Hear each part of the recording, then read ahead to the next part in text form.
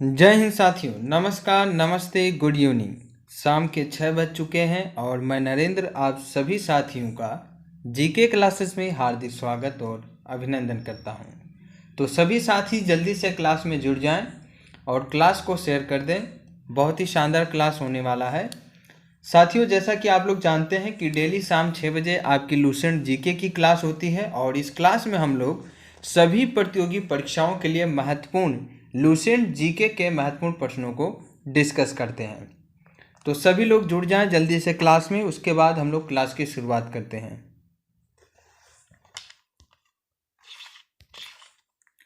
जो भी साथी चैनल पे नए जुड़ते हैं वो सबसे पहले चैनल को सब्सक्राइब कर लेंगे, साथ ही बेल आइकन को प्रेस कर देंगे ताकि न्यू और लेटेस्ट अपडेट आपको समय के अनुसार मिलता रहे। क्लास अगर आपको पसंद आती है तो क्लास को लाइक कर दीजिएगा और अपने सभी साथियों में शेयर जरूर कीजिए। कमेंट बॉक्स में कमेंट करके आप ज़रूर बताइए कि क्लास आपको कैसा लगा, या फिर आप कोई सुझाव देना चाहते हैं तो आपका स्वागत है। क्लास की पीडीएफ फाइल पाने के लिए हमारे टेलीग्राम चैनल को जरूर ज्वाइन कीजिए। इसका लिंक आपको वीडियो के डिस्क्रिप्शन बॉक्स में मिल जाएगा। तो सभी लोग जल्दी से क्लास में जुड़ जाएं, उसके बाद क्लास की शुरुआत करते हैं हम लोग। तो साथियों, जैसा कि आप लोग जानते हैं कि हम लोग डेली लूसेंट जीके यानी जीके के महत्वपूर्ण प्रश्नों को डिस्कस करते हैं। आज भी हम लोग जीके के महत्वपूर्ण प्रश्नों को डिस्कस करेंगे और आज प्रश्नों की संख्या जो है वो 15 प्रश्न होंगे, यानी 15 प्रश्नों को हम लोग डिस्कस करेंगे। ठीक है, प्रत्येक प्रश्न के लिए आपको 5 सेकंड का समय भी दिया जाएगा, जिसमें आप अपने आंसर जो है वो कमेंट बॉक्स में कमेंट करके बता सकते हैं। चलिए हम लोग क्लास की शुरुआत करते हैं। ठीक है, तो आज का जो पहला प्रश्न है वो कुछ इस प्रकार है और पहला प्रश्न आपसे कह रहा है कि भारतीय मामलों की भारतीय परिषद के पूर्व पदाधिकारी कौन है। भारतीय मामलों के भारतीय परिषद के पूर्व पदाधिकारी के बारे में पूछा जा रहा है। 4 ऑप्शन है। ऑप्शन ए है राष्ट्रपति, ऑप्शन बी है उपराष्ट्रपति, ऑप्शन सी है प्रधानमंत्री, ऑप्शन डी है गृह मंत्री। तो बताइए कि भारतीय मामलों की भारतीय परिषद के पूर्व पदाधिकारी कौन है। बताइए इसका सही जवाब क्या होगा।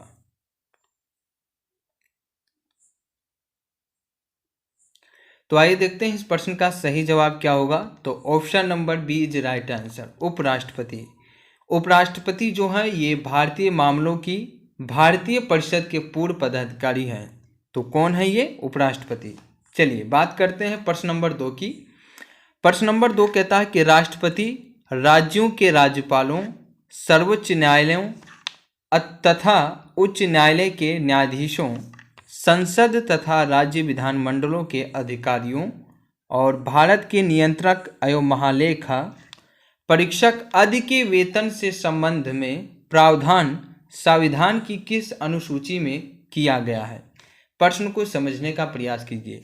प्रश्न कह रहा है कि राष्ट्रपति और जो राज्य के राज्यपाल होते हैं, सर्वोच्च न्यायालय और उच्च न्यायालय के जो न्यायाधीश होते हैं, संसद तथा राज्य विधानमंडल के जो अधिकारी गण होते हैं और भारत के नियंत्रक एवं महालेखा जो होते हैं, जो परीक्षक होते हैं, इन सभी के वेतन के संबंध में जो प्रावधान संविधान में दिया गया है वो किस अनुसूची में दिया गया है, ये आपसे पूछा जा रहा है।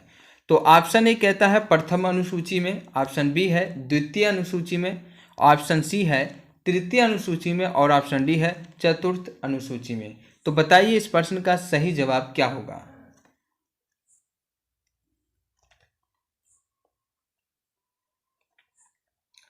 चलिए आइए देखते हैं इस प्रश्न का सही जवाब क्या होगा। तो साथियों, option number B is right answer, द्वितीय अनुसूची में। हमारे संविधान की जो द्वितीय अनुसूची है उसमें राष्ट्रपति और राज्य के राज्यपाल, सर्वोच्च न्यायालय, उच्च न्यायालय, जो सर्वोच्च न्यायालय हैं और जो उच्च न्यायालय हैं उनके जो न्यायाधीश हैं तथा संसद और राज्य के जो विधानमंडल अधिकारी हैं, भारत के नियंत्रक एवं महालेखा परीक्षक जो हैं, इन सभी के वेतन से संबंधित जो प्रावधान है वो हमारे संविधान की द्वितीय अनुसूची में दिया गया है। तो इसे आप याद रखेंगे। ठीक है, बढ़ते हैं अगले प्रश्न की तरफ और प्रश्न नंबर 3 कहता है कि पेनिसिलिन की खोज किसने की थी। पेनिसिलिन की खोज किसने की थी ये आपको बताना है। ऑप्शन ए कहता है डेविड स्मिथ ने, ऑप्शन बी है एडवर्ड जेनर ने, या ऑप्शन सी है रॉबर्ट हुक ने, या ऑप्शन डी है अलेक्जेंडर फ्लेमिंग ने। तो इनमें से किसने पेनिसिलिन की खोज की थी? बताइए क्या होगा इस प्रश्न का सही जवाब।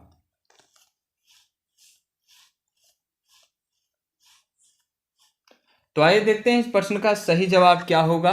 तो साथियों option number D is right, Alexander Fleming. Alexander Fleming जो थे इन्होंने पेनिसिलिन की खोज की थी, तो इसे आप याद रखेंगे। ठीक है, क्लास को लाइक शेयर जरूर कीजिए और जो भी साथी चैनल पे नए आते हैं वो सबसे पहले चैनल को सब्सक्राइब कीजिए। बढ़ते हैं अगले प्रश्न की तरफ, और ये भी आपके बायोलॉजी से संबंधित प्रश्न है और इसमें आपसे पूछा जा रहा है कि किडनी का वजन कितना होता है। किडनी का वजन के बारे में आपसे पूछा जा रहा है। ऑप्शन ए कहता है 100 ग्राम, ऑप्शन बी है 150 ग्राम, या ऑप्शन सी है 200 ग्राम, या ऑप्शन डी है 900 ग्राम। तो बताइए किडनी का वजन कितना होता है, क्या होगा इस प्रश्न का सही जवाब।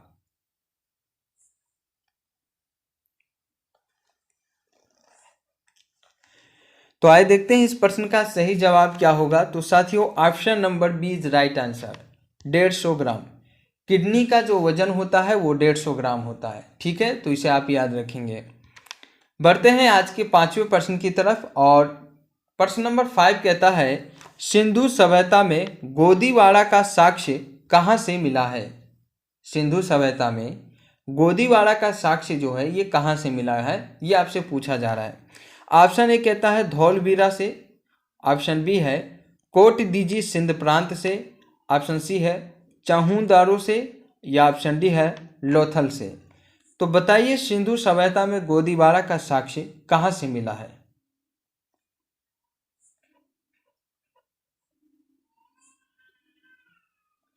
आइए देखते हैं इस प्रश्न का सही जवाब क्या होगा।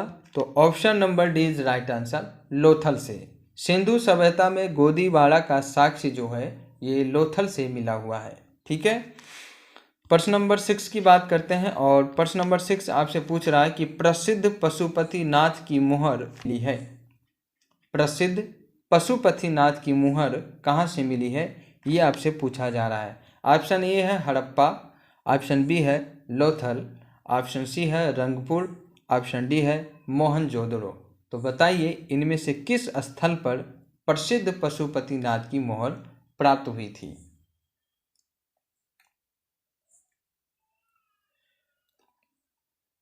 आइए देखते हैं इस प्रश्न का सही जवाब क्या होगा। तो option number D is right answer, Mohenjodaro.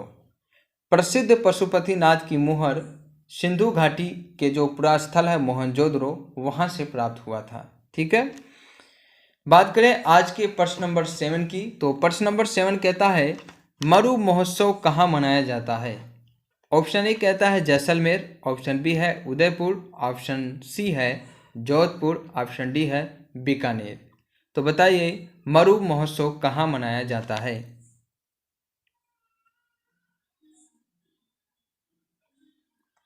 आइए देखते हैं इस प्रश्न का सही जवाब क्या होगा। तो option number A is right answer, Jaisalmer. Jaisalmer के अंतर्गत मतलब जैसलमेर के अंदर मरु महोत्सव मनाया जाता है। और जैसलमेर, उदयपुर, जोधपुर, बीकानेर ये सभी ज़िले जो हैं ये राजस्थान के ज़िले हैं।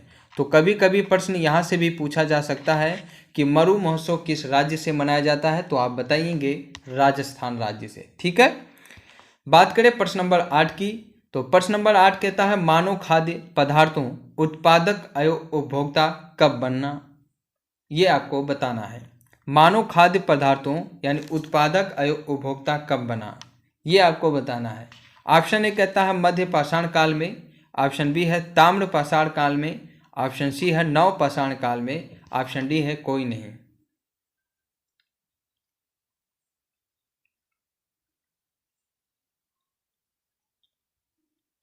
आइए देखते हैं इस प्रश्न का सही जवाब क्या होगा। तो option number C is right answer, नव पाषाण काल में मानव जो है ये खाद्य पदार्थों का उत्पादक और उपभोक्ता नव पाषाण काल में बनता है। नव पाषाण काल के अंतर्गत ही मानव जो है वो खाद्य पदार्थों का उत्पादक करता था और उसका उपभोग करता था। ठीक है, चलिए आगे बढ़ते हैं। प्रश्न नंबर 9 क्या कहता है। तो प्रश्न नंबर 9 कहता है कि आबू के दिलवाड़ा, यहाँ पे दिलवाड़ा होना चाहिए वैसे कोई बात नहीं, आबू के दिलवाड़ा जैन मंदिर किससे बने हैं। ऑप्शन ए है बलुआ पत्थर से, ऑप्शन बी है चूना पत्थर से, ऑप्शन सी है ग्रेनाइट से, ऑप्शन डी है संगमरमर से। तो बताइए कि आबू के दिलवाड़ा जैन मंदिर किससे बने हैं?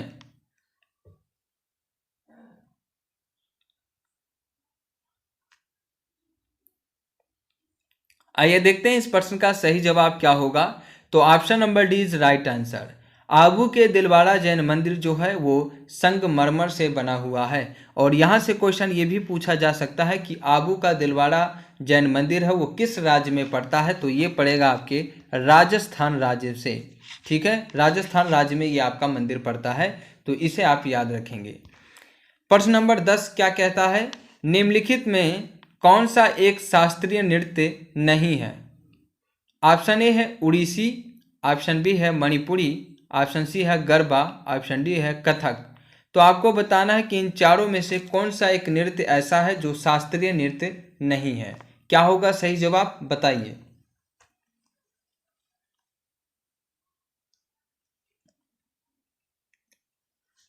तो आइए देखते हैं इस प्रश्न का सही जवाब क्या होगा। तो option number C is right answer, Garba. Garba जो है एक शास्त्रीय नृत्य नहीं है और ये आपके गुजरात राज्य का है। ठीक है, तो ये शास्त्रीय नृत्य नहीं है। ठीक है, देखिए साथियों, यहाँ पे जो भी प्रश्न हम डिस्कस कर रहे हैं वो आपके डायरेक्टली एग्जाम से रिलेटेड है। जी हाँ साथियों, ऐसे प्रश्न मैं आपको बता रहा हूँ जो आपके परीक्षाओं में पूछे जा चुके हैं और संभावित प्रश्न हैं कि आपके सभी प्रतियोगी परीक्षाओं में इस प्रकार के प्रश्न आपको देखने को मिलेंगे। इनमें से कई प्रश्न ऐसे हैं जो आपके हाल ही में एग्जाम जो हो रहा है उसमें पूछा जा रहा है। तो काफ़ी बहुत ही शानदार प्रश्न है ये। तो इन्हें आप पूरे कंसंट्रेशन के साथ में इसे देखेंगे और इन्हें याद करने का पूरा प्रयास करेंगे। ठीक है, और अपने आंसर जो है आप कमेंट बॉक्स में कमेंट करके बता सकते हैं। चलिए बात करते हैं प्रश्न नंबर 11 की। प्रश्न नंबर 11 कहता है कि किस देश में फ्लाई बिग नामक नई एयरलाइन शुरू हुई है? ऑप्शन ए है चीन, ऑप्शन बी है भारत और ऑप्शन सी है इटली, ऑप्शन डी है इनमें से कोई नहीं। तो आपको बताना है कि इनमें से किस देश में फ्लाई बिग नामक नई एयरलाइन जो है ये शुरू किया गया है। क्या होगा इसका सही जवाब, बताइए।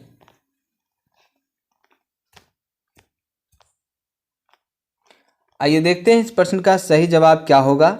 तो option number B is right answer, Bharat. यानी हमारे प्यारे भारत देश में फ्लाई बिग नामक नई एयरलाइन की शुरुआत की गई है। तो इसे आप याद रखेंगे, ये आपके करंट से भी संबंधित है। ठीक है, बात करें प्रश्न नंबर 12 की। तो ये कहता है किस राज्य ने पानी और मिट्टी की टेस्टिंग करने के लिए कृषि संजीवनी वैन शुरू की है? ऑप्शन ए कहता है असम राज्य ने, ऑप्शन बी है कर्नाटक राज्य ने, या ऑप्शन सी है राजस्थान राज्य ने, या ऑप्शन डी इनमें से कोई नहीं।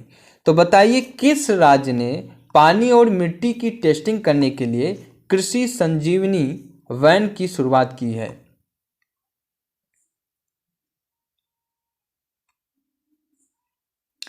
आइए देखते हैं इस प्रश्न का सही जवाब क्या होगा। तो option number B is right answer, Karnataka. Karnataka राज्य ने हाल ही में पानी और मिट्टी की टेस्टिंग करने के लिए कृषि संजीवनी वैन की शुरुआत किया है, जिसके माध्यम से राज्य के अंतर्गत, राज्य के जो भी अंदर जिस प्रकार की वहाँ की मिट्टी है और वहाँ का जो पानी है उसकी टेस्टिंग किया जाएगा।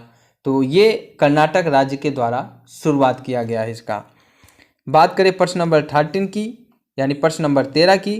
तो प्रश्न नंबर 13 कहता है कि स्वयं को दूसरा सिकंदर कहने वाला सुल्तान कौन था? ये आपकी हिस्ट्री का क्वेश्चन है और इसके लिए ऑप्शन दिया गया है। ऑप्शन ए है बलबन, ऑप्शन बी है अलाउद्दीन खिलजी, ऑप्शन सी है मुहम्मद बिन तुगलक, ऑप्शन डी है सिकंदर लोदी।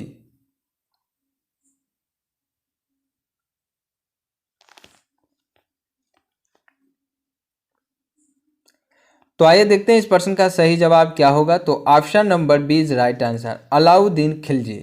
स्वयं को दूसरा सिकंदर कहने वाला जो सुल्तान था वो था अलाउद्दीन खिलजी। ठीक है, तो इसे आप याद रखेंगे। बात करें प्रश्न नंबर 14 यानी प्रश्न नंबर 14 की। तो ये कहता है विश्व प्रेस स्वतंत्रता दिवस कब मनाया जाता है? विश्व प्रेस स्वतंत्रता दिवस कब मनाया जाता है? ऑप्शन ए है 3 मई को, ऑप्शन बी है 2 मई को, ऑप्शन सी है 4 मई को, ऑप्शन डी है 1 मई को। तो बताइए इस प्रश्न का सही जवाब क्या होगा?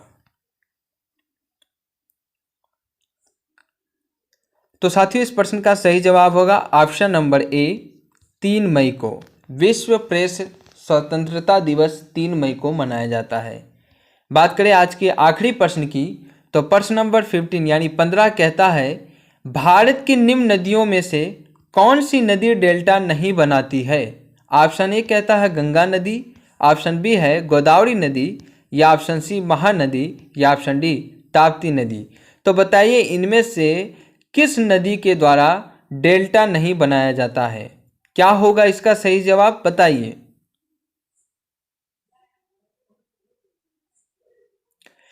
तो आइए देखते हैं इस प्रश्न का सही जवाब क्या होगा। तो option number D is right answer, Tapti नदी। भारत की ताप्ती नदी के द्वारा डेल्टा जो है वो नहीं बनाया जाता है।